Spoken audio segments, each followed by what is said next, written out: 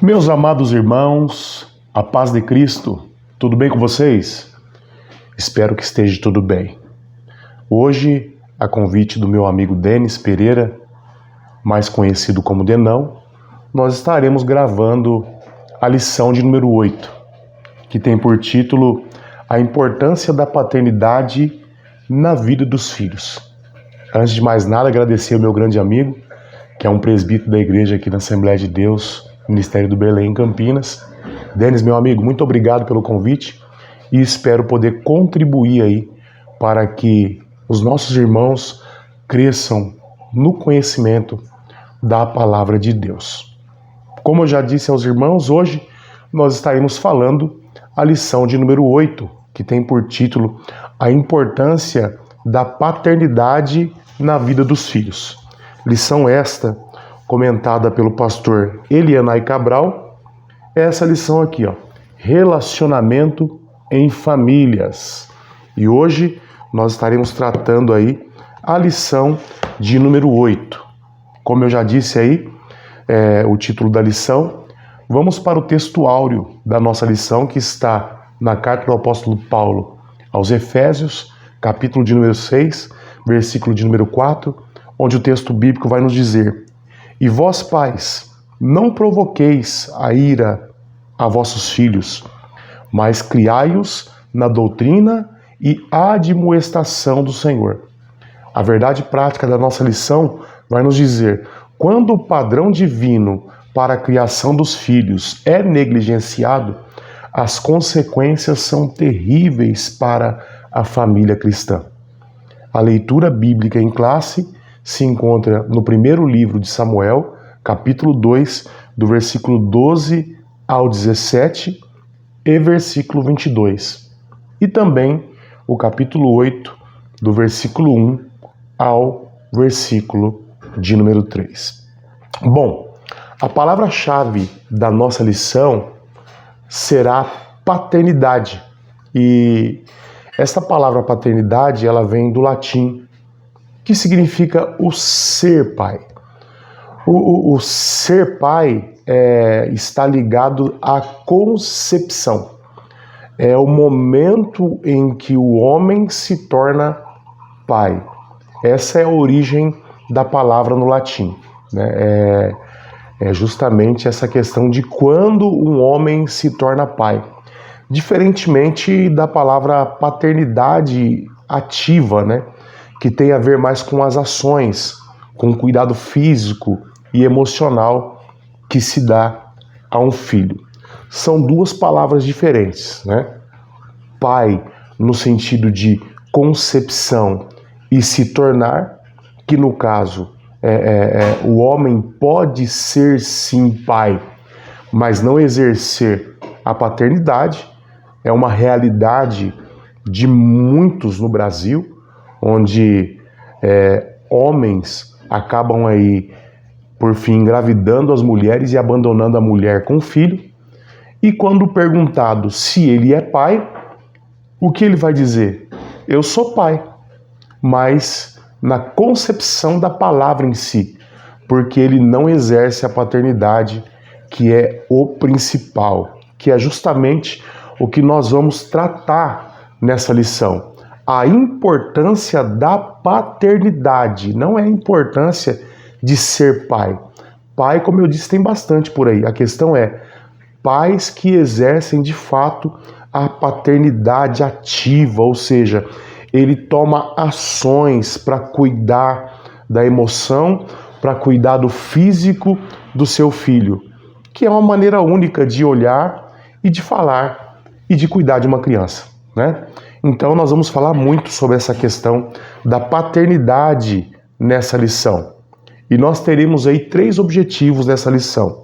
O primeiro objetivo é apresentar o conceito de paternidade segundo a Bíblia. Porque podemos observar que hoje o conceito de paternidade mudou muito. E principalmente hoje o conceito família, principalmente aí na questão mundana, né? Hoje se considera família não somente o homem, a mulher e filhos, né? Hoje nós temos aí no mundo várias formas, né, de famílias, mas não vem ao caso neste momento. O segundo ponto é apontar os tipos de paternidades que são prejudiciais à família. Nós vamos ver pelo menos 2 tipos de paternidade que pode prejudicar a sua família, né? Aquela que é autoritária e aquela que é omissa, né? Nós vamos falar sobre esses 2 tipos de paternidade, principalmente. Em terceiro lugar, nós vamos destacar a importância e o valor da paternidade responsável na formação espiritual e moral dos filhos. Tá bom, meus amados irmãos? E uma coisa que é importante nessa lição, e a gente vai falar muito sobre isso também, é justamente sobre essa ordem, né, que nós precisamos priorizar nas nossas vidas, né, como orientação de Deus e como homens de Deus que somos, que é Deus, família e ofício.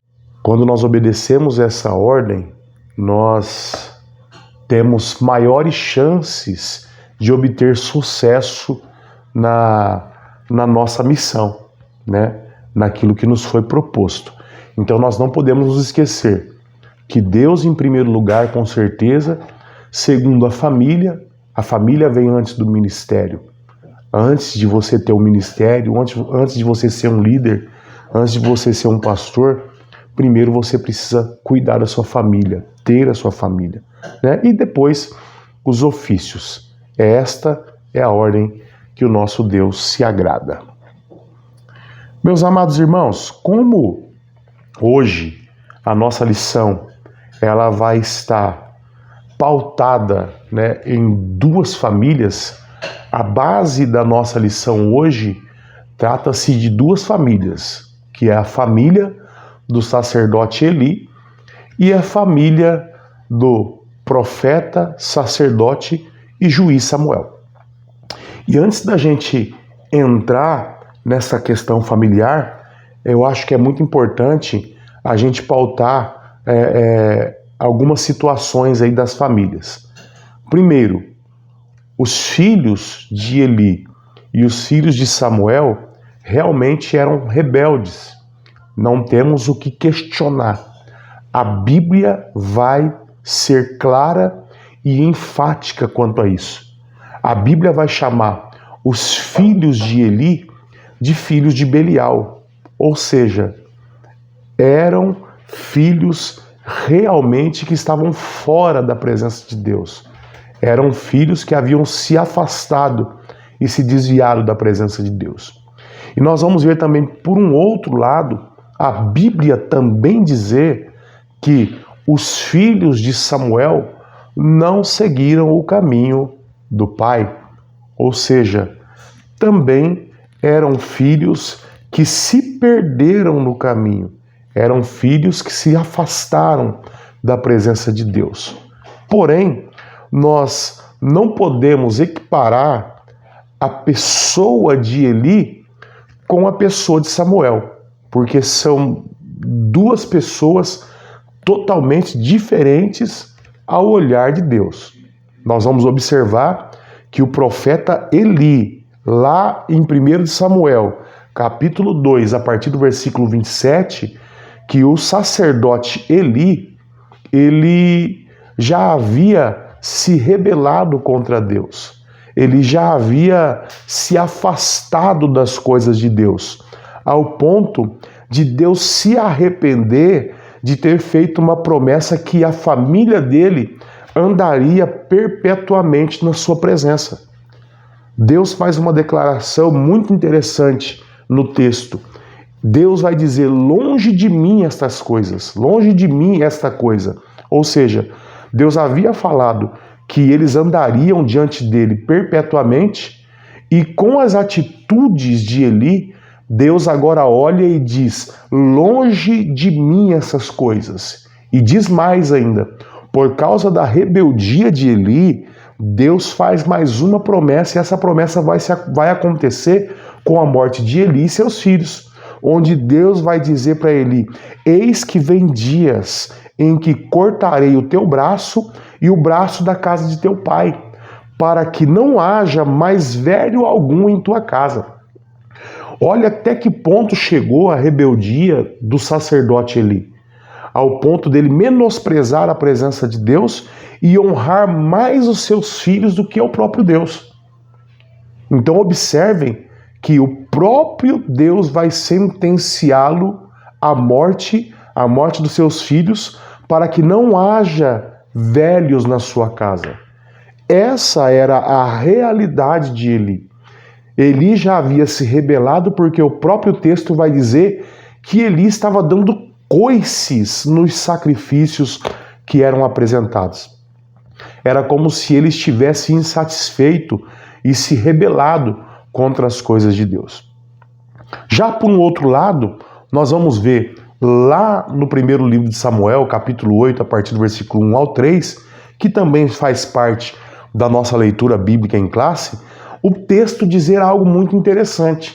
E sucedeu que, tendo Samuel envelhecido, constituiu a seus filhos por juízes sobre Israel. E o nome do seu filho primogênito era Joel, e o nome do segundo filho Abias. E foram juízes em Berseba. Olha só essa palavra agora. Porém, seus filhos não andavam pelos caminhos deles. Observa que Samuel, mesmo com os seus filhos fora dos caminhos do Senhor, que se atentaram para a avareza, aceitaram suborno, perverteram o direito, mesmo os seus filhos se inclinando a fazer o que era mal aos olhos do Senhor, o texto é claro. Samuel não abandonou seu ofício e não deixou de ser fiel a Deus. Esta palavra, porém, dá a entender, e a Bíblia é muito clara sobre isso. Então observem que, por um lado, nós temos um Eli longe da presença de Deus, rebelde, que honrava mais os seus filhos e menos de Deus. E por um outro lado, nós vemos Samuel, que mesmo na velhice permaneceu na presença de Deus, e os seus filhos não andaram pelos seus mesmos caminhos. Observem que são personagens totalmente diferentes. Então não podemos cair no erro de equiparar Eli com Samuel. Na realidade, o que eu vejo aqui na lição de número 8 é um retrato da lição de número 6, né? Que nós podemos aí fazer uma ligação entre a lição 6 e a lição 8, onde nós vamos ver pais fiéis com filhos rebeldes. E aqui nós vamos ver dois casos. Um pai que já era rebelde e os filhos também se tornaram rebeldes, ou seja, andaram no caminho do pai. E por um outro lado, mais uma vez, nós vamos ver os filhos de Samuel, que permaneceu fiel ao Senhor, mas esses filhos não andaram pelo mesmo caminho do pai. Então, meus amados irmãos, é muito importante a gente observar, e eu tenho uma palavra de Deus para os pais que me ouvem agora. Quando eu ministrei a lição de número 6 na igreja, Deus derramou de um bálsamo muito grande na vida dos pais que ali estavam. E eu quero abrir um parênteses neste momento para dizer algo da parte de Deus para você, pai, que está assistindo essa lição agora. Se você criou os seus filhos dentro dos estatutos, dentro das ordenanças, dentro do conhecimento de Deus, levando-o para a casa do Senhor, ensinando os seus caminhos, eu tenho uma palavra de Deus para a sua vida. Meu amado irmão, você criou um ser que ele tem livre-arbítrio e que até o momento em que ele estava debaixo da sua autoridade, sob a sua autoridade, você o direcionou na presença de Deus. Mas quando ele começou agora a tomar decisões, o controle já não está mais sobre a sua vida.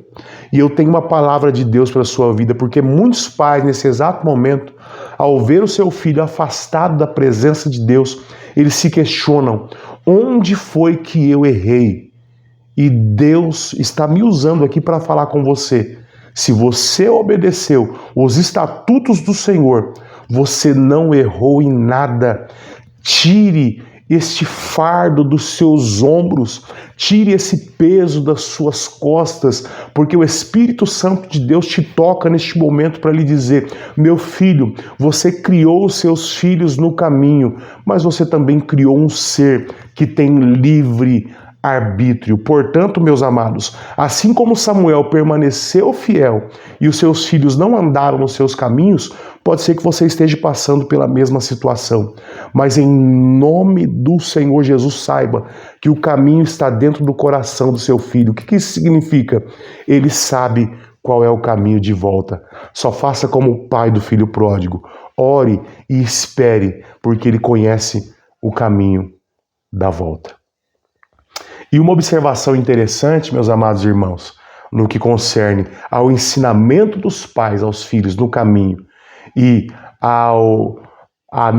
o não caminhar dos filhos na presença de Deus, também podemos ficar tranquilos. Por quê? Quando a gente vai para Ezequiel 18 e o versículo de número 20, a Bíblia vai dizer que a alma que pecar, essa morrerá. Entenda isso, olha, a alma que pecar, essa morrerá. Ou seja, Deus não vai atribuir o pecado do pai ao filho e nem o pecado do filho ao pai.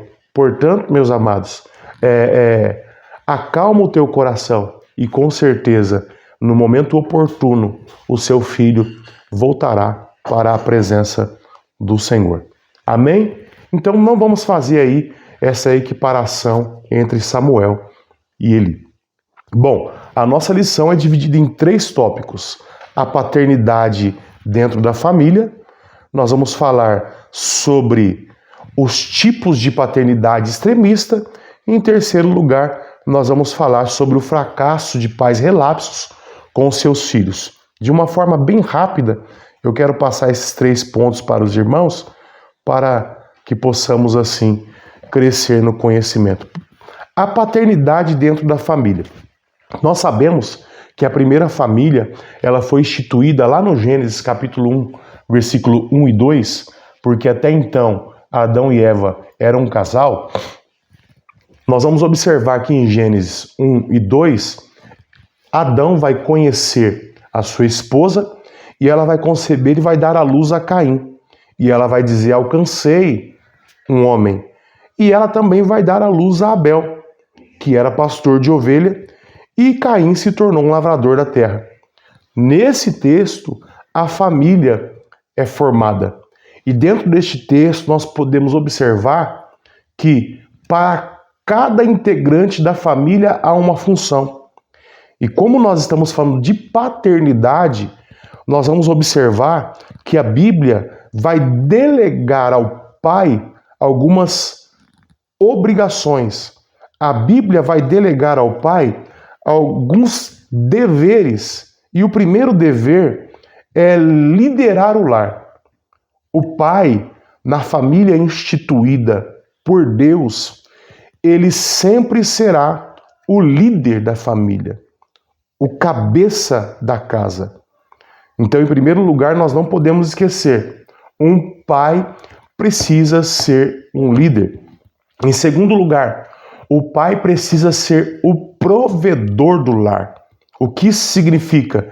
Ele é o responsável pela provisão do alimento, do cuidado com a alimentação da família. Em terceiro, ele precisa cuidar da segurança da sua casa, a segurança da sua família. O pai também ele é um protetor. E uma quarta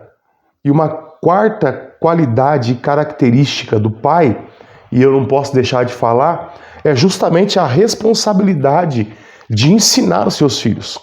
Deuteronômio, capítulo 6, versículos 6 e 7, há uma orientação, há uma ordenância de Deus para os pais. E qual é a ordenância? E estas palavras que hoje te ordeno estarão no seu coração. E não somente no seu coração. O que Deus nos colocou, o que Deus nos orientou, além de estar dentro do nosso coração, essa mensagem, essa palavra, ela precisa ser repassada aos nossos filhos. E o texto vai continuar dizendo: e ensinará a teus filhos, e delas falarás, sentado em tua casa e andando pelo caminho, ao deitar-se e ao levantar-se. Ou seja, todo o tempo é oportuno para ensinar. E ensinar o quê? Ensinar aquilo que você recebeu. Você recebeu algo de Deus.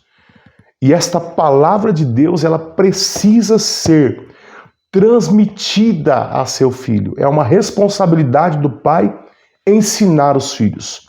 E a pergunta que eu faço a você, meu irmão, e eu quero que o professor também faça em sua sala de aula, é justamente essa. O que você, como pai, tem ensinado para o seu filho? Tendo em vista que o texto de Deuteronômio 6:6 vai dizer que é para o pai ensinar a palavra que ele recebeu.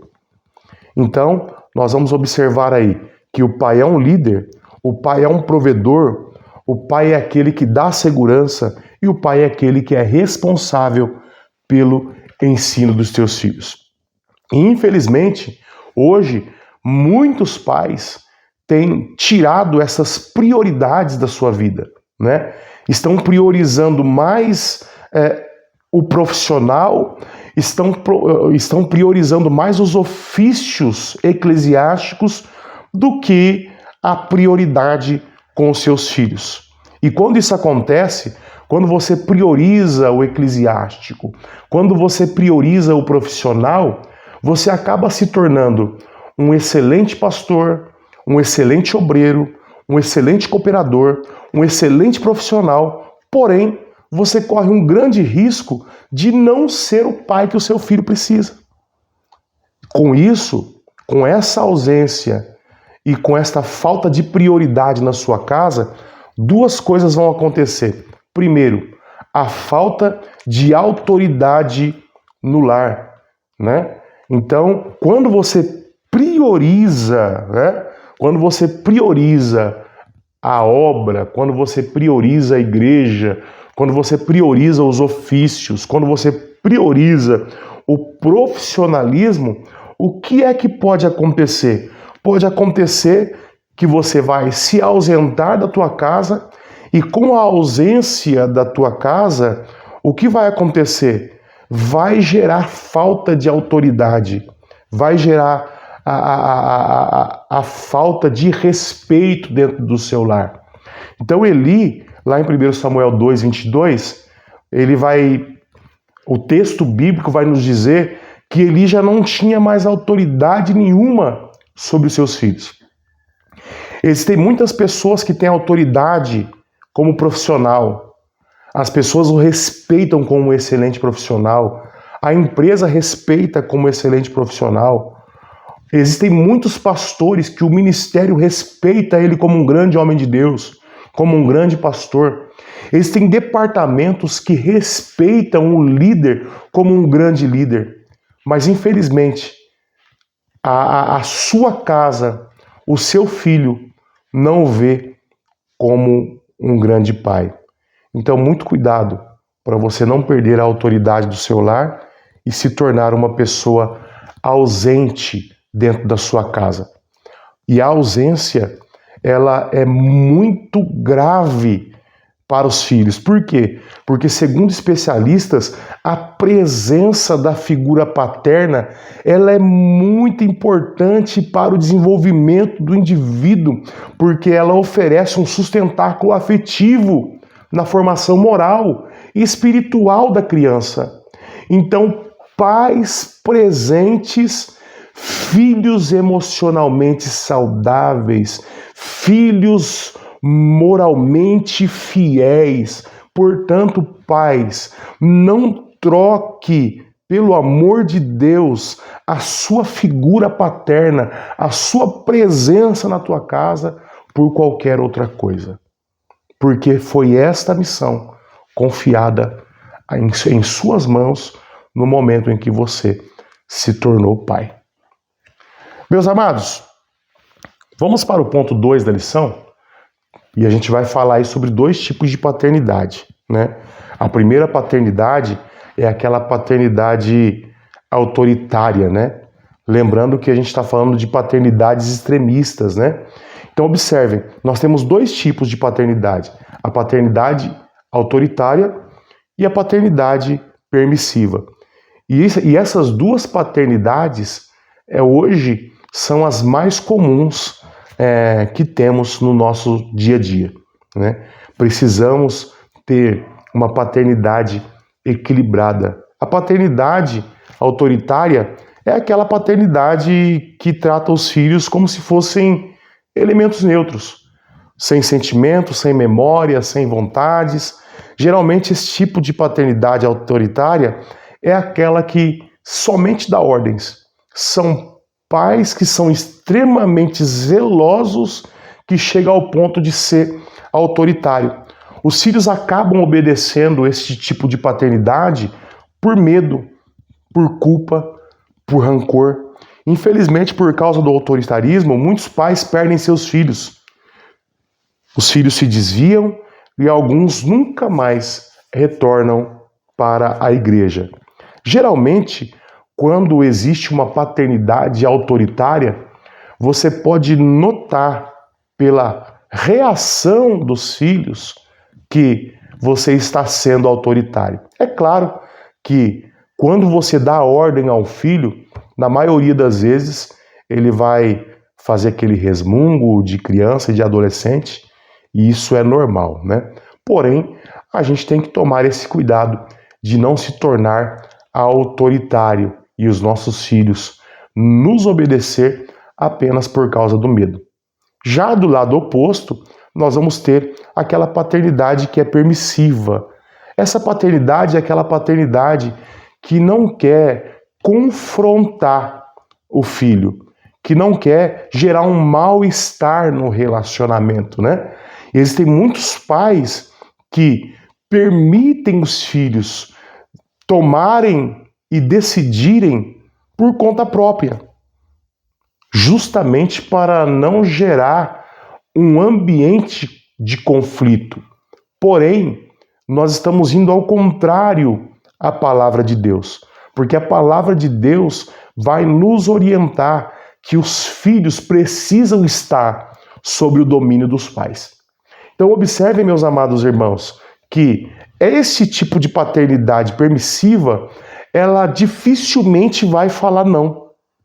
Dificilmente ela vai confrontar. Ou seja, o que o filho decidir, está decidido.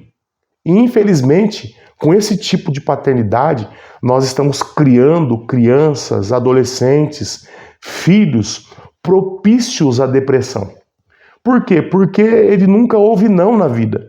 E quando ele ouvir um não, a tendência vai ser ele se trancar, ele se esconder e ter esse sentimento ruim na sua vida que o levará à depressão.